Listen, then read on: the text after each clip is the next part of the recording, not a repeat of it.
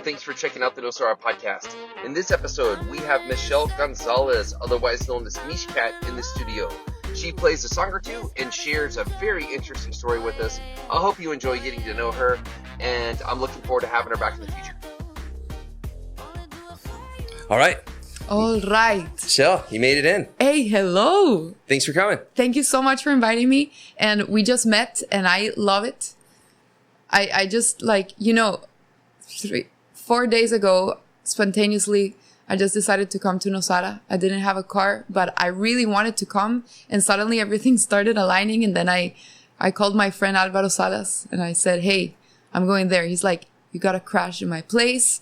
Everything done. Next day we went to lunch with you and it's awesome. What a trip. And I love this podcast. Thank you for inviting me. Gosh, it's an honor to have you on. But before we talk anymore, please introduce yourself because I think a lot of people from around here might not know of you just yet. So fill us in on you and what you're up to with your career and just your life in general. Thanks. Well, my name is Michelle Gonzalez. I'm from Costa Rica and my artist name is MishCatt.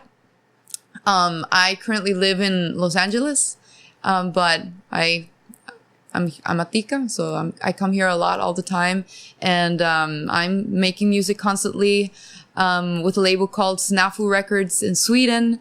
Shout out to Snafu from Sweden. Exactly. And I just released Goofy. That's my latest single, and just writing new stuff all the time, preparing everything for 2021. Maybe I can play a little bit of my on my single and or improvise, or I don't know where this is going to take us, but I love it. All right. Well, we'll end up getting somewhere, I think. But you live in LA right now. So that means you're there. This is your career. This is your everything. It sounds like. I live in LA. I've been living around everywhere for a while. I'm kind of like a nomad. So I went, in 2015, I decided to go to Europe. I had a party I had to play at, random person that I met in Costa Rica that was having a party in Portugal. So that's my life. It's just super random. So I ended up going there and, I lost the ticket on the way back. Because I just decided to stay and I wanted to try out, being there for 3 months in some parts of Europe without money and just exchanging my art, my singing and photography for like places to stay at and food. This is 2015? This is 2014 actually. Okay. Yes. And so I did that for a while and I went to different parts I went to France, I went to Spain, stayed in Portugal, Germany, Denmark, and then in Sweden. But it was really awesome because I was scared because, you don't know how people are going to react to you wanting to do that kind of stuff. But it was beautiful because you can. And, I didn't want luxury at all because it's more difficult and everything, but it was way cooler because you connect with everyone, man. I was busking in the street with a lot of artists. I met a lot of people there and a lot of people in different hostels and we became friends and now I invite them to Costa Rica or in LA if they're there. And I don't know, it's just so cool to connect. And I loved getting out of Costa Rica and of the person that I thought I was and just open myself up to the world. And you get to know so many versions of yourself with the people you meet, or you maybe meet someone that reminds you of your best friend back in your country. And so, I don't know, you have interesting connections. Gotcha. So, being based out of LA right now, the diversity that you see on a daily basis is, it's very hard for many people from Costa Rica maybe to even understand. Tell us a little bit about what it's like living in Los Angeles and how the good and the bad of the culture and the whole thing, like kind of fill us in. It's a crazy jungle, man. So after being in Europe, I decided not to come back here. I decided to go to LA because of that same reason of the diversity, all the cultures that you can find, and the craziness. One of the things that I love the most is the fact that people are in a sort of constant survival mode well, depending where you are, there's everything in LA. But I didn't know anyone. I just went there and I started couch surfing. And you gotta be so creative there. I mean, creativity, not just in art, in business, in life. It's part of our evolution, you know, to just like be alive and see what we're going to do the next day. So I met a lot of creative people, entrepreneurs and artists and everything. And I played there at the streets as well, and then started meeting other people and I kept on writing always. It's madness, you know, it's either you let the city take you up or just kill you. Sometimes both. Sometimes both. But I feel both are important to just grow. Well, that's interesting how your European experience and going from couch surfing and busking on the streets, that energy and experience transferred you to continue that same theme, except now in LA. And then again, couch surfing, but changing now from busking on the streets to becoming an actual artist. And somehow or another, you found a way to making a living at this somehow. So you're not like me playing the guitar here. You're actually good. So I don't know, man. I just throw myself in the water. I was singing jazz in the third promenade street. Like I would buy my little speaker and I would just sometimes I would put tracks and I would just close my eyes. And it was so cool. I felt so vulnerable, like just being in that position and waiting for people. Sometimes you get $10 in 4 hours. Sometimes you do a lot of money. But it's like, I don't know. I just like that feeling of like being with myself in a vulnerable position and just like. I could tell. Doing it's weird. I don't know why. But it was. Yeah, it is weird. But it sounds not normal, and that's also why I'm enjoying this conversation. Cool. So let's dive a little bit deeper into that for just a second. Yeah. You like being vulnerable. Uh-huh. You'll put it all on the line, obviously. And I'm guessing that you try all kinds of weird things that most normal people who are just working their day job and then coming home and living their day life. I'm guessing you do different types of things. Yes. Give me an example or two or three. Okay. So I love doing social experiments. And for a year in LA, I was thinking about I woke up one day and I said, wow, I want to be purple, like purple skin and just living on, the life that I live, but I just want to paint myself purple. And I thought about it for like a year or half a year or something. And I didn't do it. Is this like a hand or an arm or a body? No, the whole body, literally. I wanted to go all in. And I was so scared of it. I'm very shy. I'm very, I don't know. I like to be in my world. And, but in a way I do this because just to like, you know, push myself. Like you gotta be your mother and your daughter and your grandmother. You got them all in. So you gotta like use them and push yourself. And, I thought about it for a while. I didn't do it until one day I said, man, you know what? I don't give shit. I'm going to do it. Purple. And I'm going to be purple. And I started painting myself. First day, just did it, went out to a concert, went on a bus, whatever. I did my normal thing.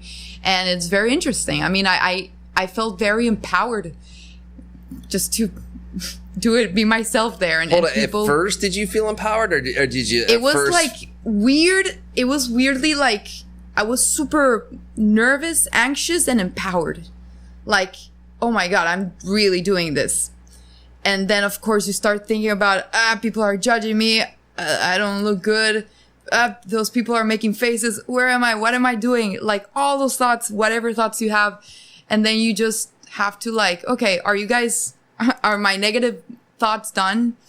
Okay, I'm cool. I'm just, you know, I am a human. I can do whatever. I am myself. And it starts becoming like a game. And then you kind of like it. It's like a rush, an adrenaline rush. And then I started doing it like 4 times a week. It became a ritual. Like I would wake up in the morning, put my paint on and start my day with coffee or whatever and just do whatever I had to do. Everything was purple. Of course, my friends at that point, I was living with, an ex-boyfriend in a house with 6 other guys. it was crazy times and everything was purple. They all hated me. And it was just, I don't know. It was a moment. It was a strange part of my life. I then connected it with my music. I kind of created a character. And I have synesthesia. I can see colors and textures with music. So it was very interesting because I was seeing a lot of purple in my music at that time. Obviously, you just made it all make sense. So it was like an aha moment. I'm like, oh my God, I became purple. And wait, I hear a lot of purple and blue colors in my music. This is crazy. So then this character became like, I created MishCatt. Which is still alive today. Yes, I am MishCatt. And yeah, it just started like that.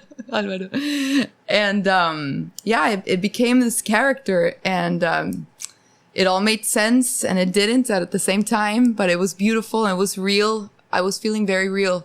And it was a point in my life where I didn't, I just recorded in Sweden. I was waiting in Los Angeles for everything to come out, and I wasn't feeling my music. I was seeing the colors, but I wasn't feeling the music. So I want to feel myself, and I feel that's why I did all these sort of experiments, to feel something, to feel real. That's interesting. I'm as you're talking, it seems to me that MishCatt in the future might have some sort of Eastern flair. You already covered the European thing. Now you covered the Western thing. You may as well go ahead and bounce one more click around the globe. Let's do it. But a lot of stuff of what you're saying makes me think of, like, I'm from the West and never traveled anywhere. I was taught like the religion, and that was kind of the flavor, and that was it. And you kind of choose your football team that you root for. You choose your religion. Like, it was all kind of like channeled. Yeah. And I was in my 20s before I ever like really thought about different cultures and pantheism and versus dualism. And I was brought up in a dualistic world. God created it. Now God's up there in the sky somewhere watching it all. Wait until you die and then you go to heaven, like that type of thing. Yeah. Somewhere along the way, it transitioned to, wait, God could be inside of us. Hold on, huh? And this was in my 20s, not when I was 12. Like, I was old. But that transformation for me,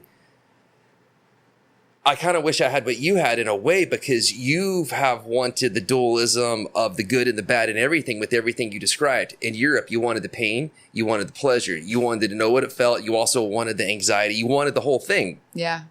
You just said the same thing about LA to the point of painting yourself purple. All your roommates hated you, and a whole musical character and everything came out of it. You found some satisfaction going through that whole crazy, what many of us would think is crazy.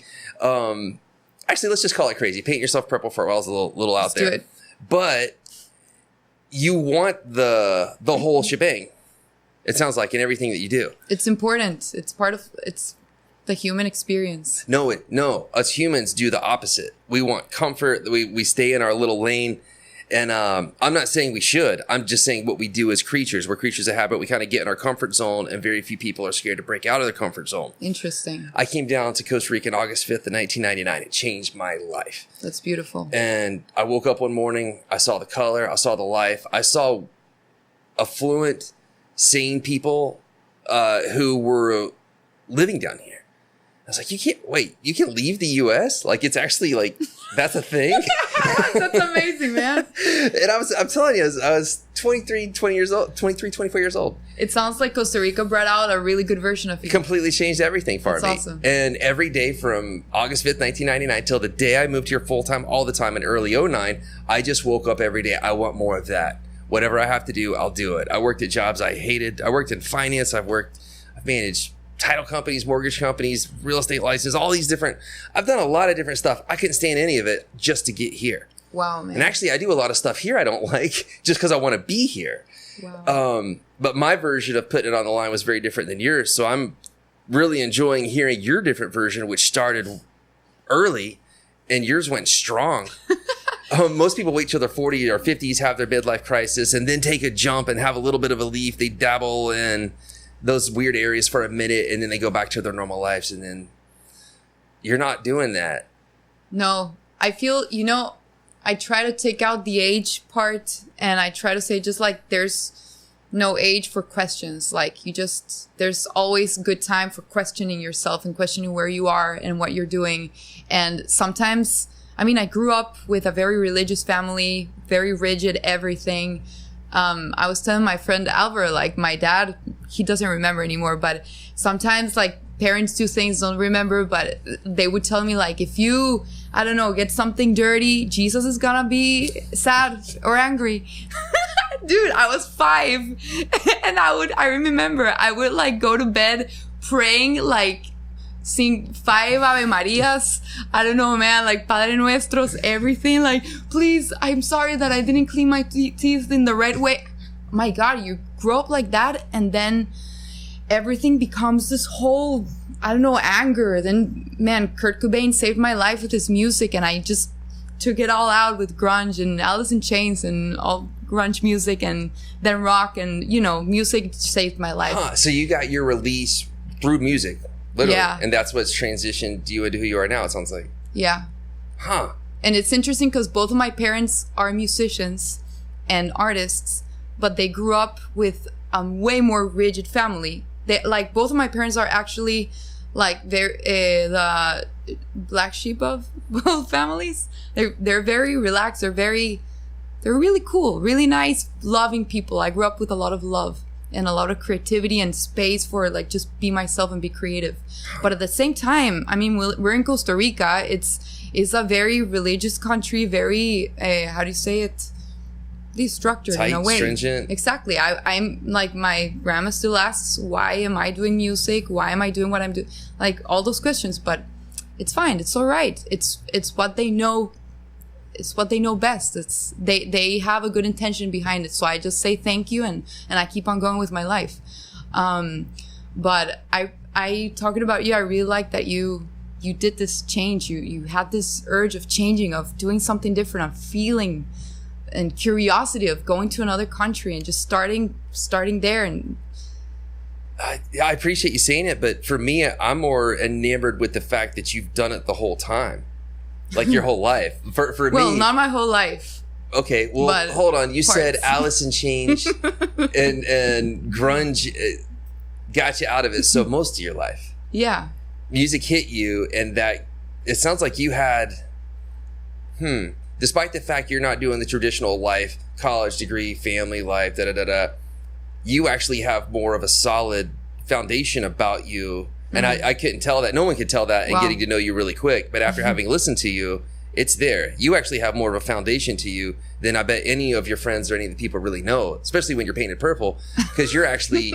coming from authenticity and chasing true inside of you feelings. I'm telling you, most humans don't operate from there. Oh my Very God. few people even really get there. It takes a lot of courage. You got to face your fears to get there. You know, it's like the fears are always there. The anxiety is always there. But I try to like do more of the good than the, like, just put myself more in the water and just not think about it that much. Or, but you actually do like to think about it.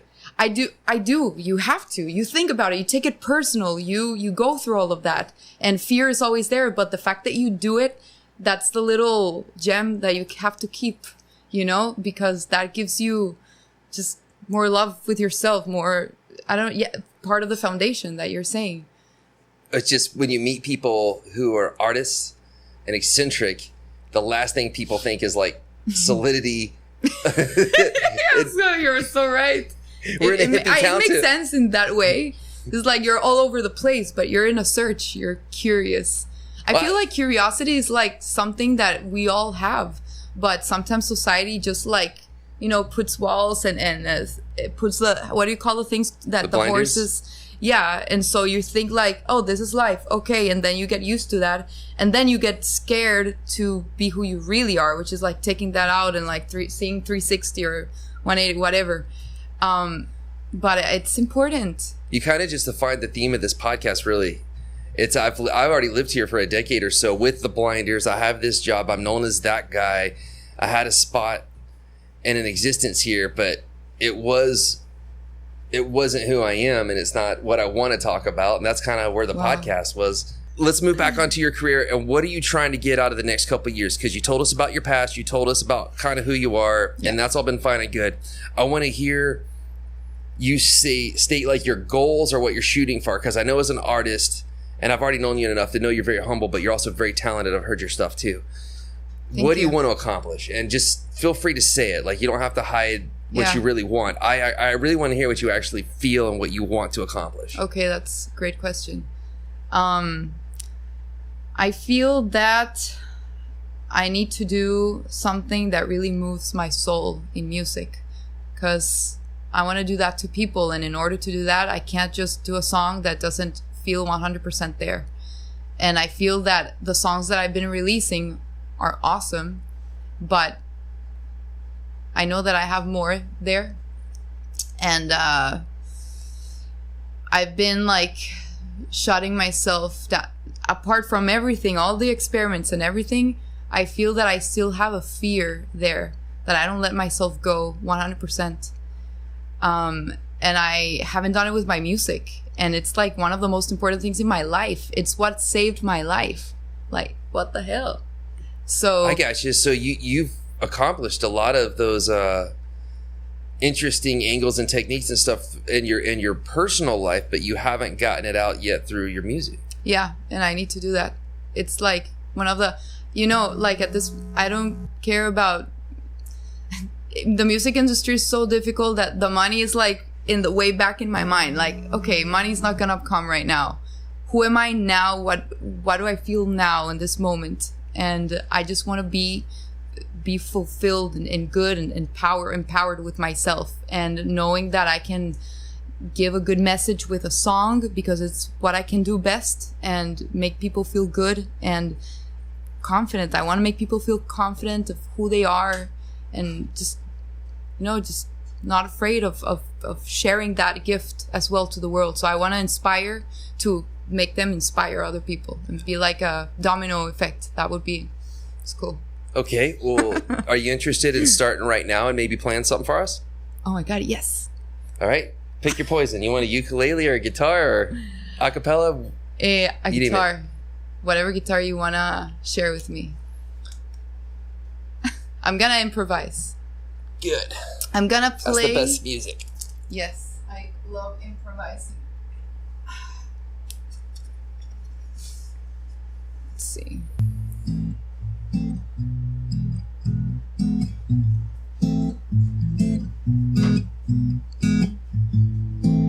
Hey, hey,